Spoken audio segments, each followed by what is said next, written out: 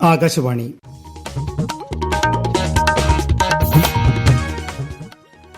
നമസ്കാരം. പ്രാദേശിക വാർത്തകൾ വായിക്കുന്നത് അനിൽകുമാർ. പ്രധാന വാർത്തകൾ. രാജ്യത്ത് ലോക്സഭാ തെരഞ്ഞെടുപ്പിന്റെ 5ാം ഘട്ട വോട്ടെടുപ്പിനുള്ള ഒരുക്കങ്ങൾ പൂർത്തിയായി. 49 മണ്ഡലങ്ങൾ നാളെ പോളിംഗ് ബൂത്തിലേക്ക്. വിദേശത്തേക്ക് ആളുകളെ കൊണ്ടുപോയി അവയവ വിൽപ്പന നടത്തുന്ന സംഘത്തിന്റെ ഏജന്റ് കൊച്ചിയിൽ പിടിയിൽ.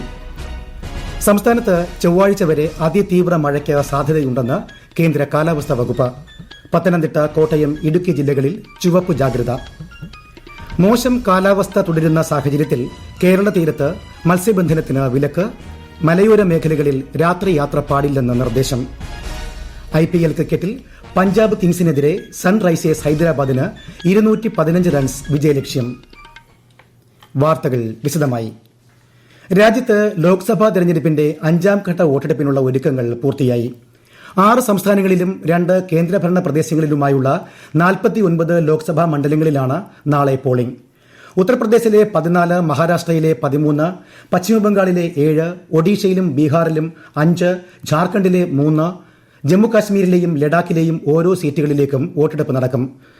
94,732 പോളിംഗ് സ്റ്റേഷനുകളിലായി 9,47,000 പോളിംഗ് ഉദ്യോഗസ്ഥരെ വിന്യസിച്ചിട്ടുണ്ട്. വോട്ടെടുപ്പ് രാവിലെ 7 മണിക്ക് ആരംഭിച്ച് വൈകുന്നേരം 6 മണിക്ക് അവസാനിക്കും. ഒഡീഷയിലെ 35 നിയമസഭാ മണ്ഡലങ്ങളിലേക്കും ഈ ഘട്ടത്തിൽ വോട്ടെടുപ്പ് നടക്കും.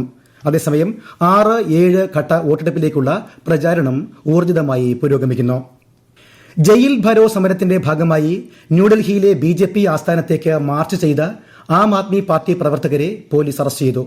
DDU മാർഗിൽ 144 വകുപ്പ് പ്രകാരം നിയന്ത്രണങ്ങൾ ഏർപ്പെടുത്തിയിട്ടുണ്ടെന്നും ഒരു തരത്തിലുമുള്ള പ്രതിഷേധത്തിനും അനുമതിയില്ലെന്നും ഡൽഹി പോലീസ് മാധ്യമങ്ങളോട് പറഞ്ഞു. AAP നേതാക്കൾക്കെതിരെ BJP പകപോക്കലിന് തുടക്കമിടുകയാണെന്ന് മാർച്ചിന് മുന്നോടിയായി നടന്ന സമ്മേളനത്തെ അഭിസംബോധന ചെയ്തുകൊണ്ട് ഡൽഹി മുഖ്യമന്ത്രി അരവിന്ദ് കെജ്രിവാൾ ആരോപിച്ചു. വരും ദിവസങ്ങളിൽ AAP നേതാക്കൾ അറസ്റ്റിലാകാനും പാർട്ടി അക്കൌണ്ടുകൾ മരവിപ്പിക്കാനും സാധ്യതയുണ്ടെന്ന് അദ്ദേഹം ആശങ്ക പ്രകടിപ്പിച്ചു. അതിനിടെ അരവിന്ദ് കെജ്രിവാളിന്റെ PA Bibhav Kumar AAP MP Swathi മലിവാളിനോട് മോശമായി പെരുമാറിയ സംഭവത്തിൽ ആം ആദ്മി പാർട്ടി അംഗങ്ങൾക്കെതിരെ തെറ്റായ ആരോപണങ്ങൾ ഉന്നയിക്കുകയാണെന്ന് BJP കുറ്റപ്പെടുത്തി. വിദേശത്തേക്ക് ആളുകളെ കൊണ്ടുപോയി അവയവ വിൽപ്പന നടത്തുന്ന സംഘത്തിന്റെ ഏജന്റ് പിടിയിൽ. തൃശൂർ സ്വദേശി സബിത്താണ് കൊച്ചിയിൽ പിടിയിലായത്. വിദേശത്ത് നിന്ന് മടങ്ങും വഴി നെടുമ്പാശ്ശേരി വിമാനത്താവളത്തിൽ നിന്നാണ് പോലീസ് ഇയാളെ അറസ്റ്റ് ചെയ്തത്. സാധാരണക്കാരെ സമീപിച്ച് ചെറിയ തുകകൾ വാഗ്ദാനം ചെയ്ത് അവരെ വിദേശത്തേക്ക് കൊണ്ടുപോവുകയാണ് ആദ്യം ചെയ്യുന്നത്. ആളുകളെ കുവൈറ്റിലേക്ക് കടത്തി ഇറാനിൽ എത്തിച്ചാണ് ഇയാൾ അവയവ കച്ചവടം നടത്തിയിരുന്നത്. കൂടുതൽ അന്വേഷണം ആരംഭിച്ചതായി പോലീസ് അറിയിച്ചു. സംസ്ഥാനത്ത് ശക്തമായ മഴ. തെക്കൻ തമിഴ്നാട് തീരത്ത് ചക്രവാത ചുഴി നിലനിൽക്കുന്നതിനാൽ ചൊവ്വാഴ്ച വരെ അതിതീവ്ര മഴയ്ക്ക് സാധ്യതയുണ്ടെന്ന് കേന്ദ്ര കാലാവസ്ഥാ വകുപ്പ് അറിയിച്ചു. ഇന്നും നാളെയും പത്തനംതിട്ട, ആലപ്പുഴ, കോട്ടയം, ഇടുക്കി ജില്ലകളിൽ ചുവപ്പ് ജാഗ്രതയും തിരുവനന്തപുരം, കൊല്ലം, ആലപ്പുഴ, എറണാകുളം ജില്ലകളിൽ ഓറഞ്ച് ജാഗ്രതയും തൃശൂർ, പാലക്കാട്, മലപ്പുറം, കോഴിക്കോട്, വയനാട് ജില്ലകളിൽ മഞ്ഞ ജാഗ്രതയുമാണ്.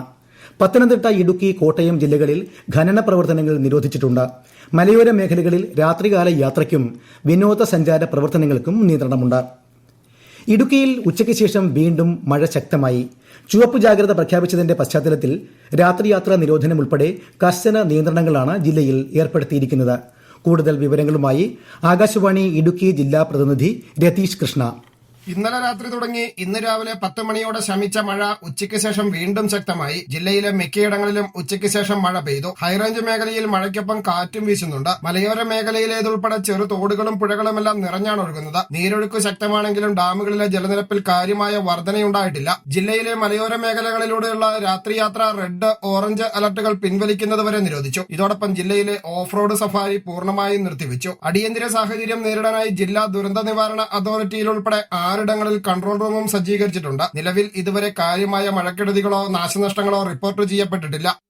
ശക്തമായ കാറ്റിനും മോശം കാലാവസ്ഥയ്ക്കും സാധ്യതയുള്ളതിനാൽ ഇനിയൊരു അറിയിപ്പുണ്ടാകുന്നതുവരെ കേരള തീരത്ത് നിന്ന് കടലിൽ പോകാൻ പാടില്ല. മത്സ്യത്തൊഴിലാളികൾ മുന്നറിയിപ്പ് കർശനമായി പാലിക്കണമെന്ന് സംസ്ഥാന ദുരന്ത നിവാരണ അതോറിറ്റി അറിയിച്ചു.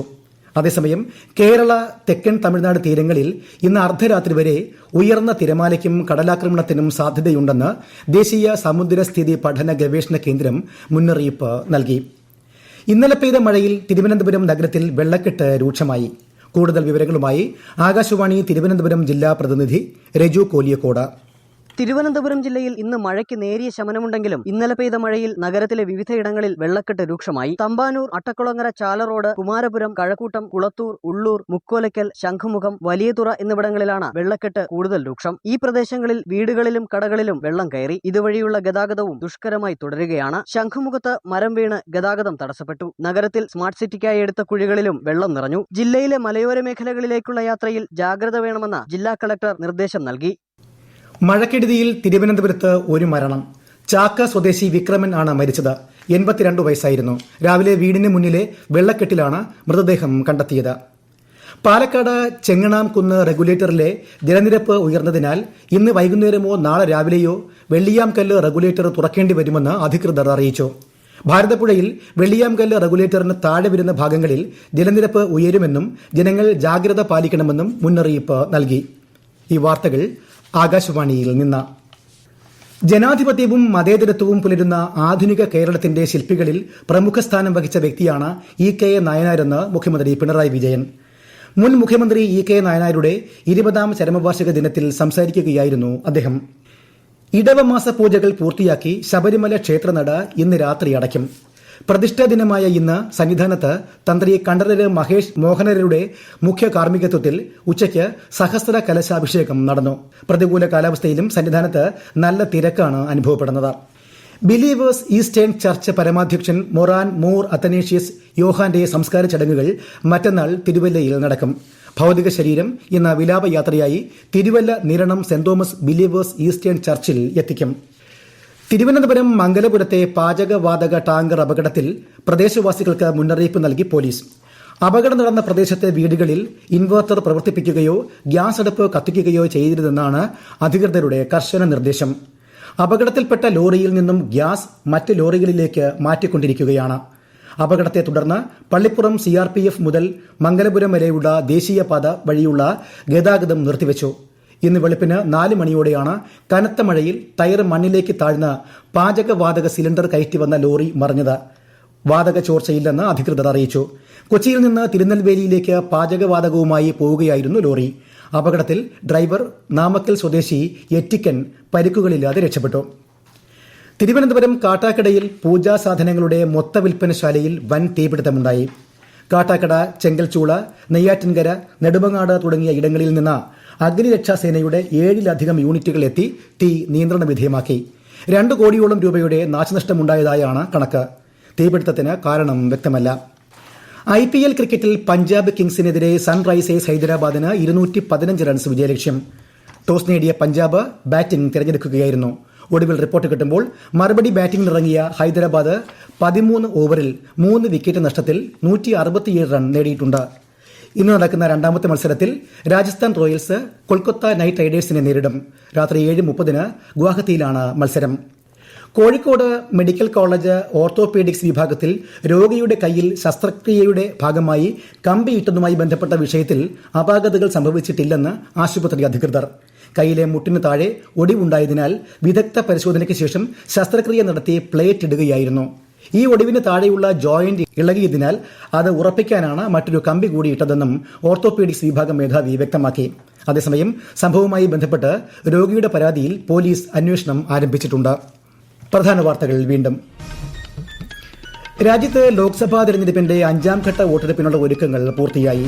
49 മണ്ഡലങ്ങൾ നാളെ പോളിംഗ് ബൂത്തിലേക്ക്.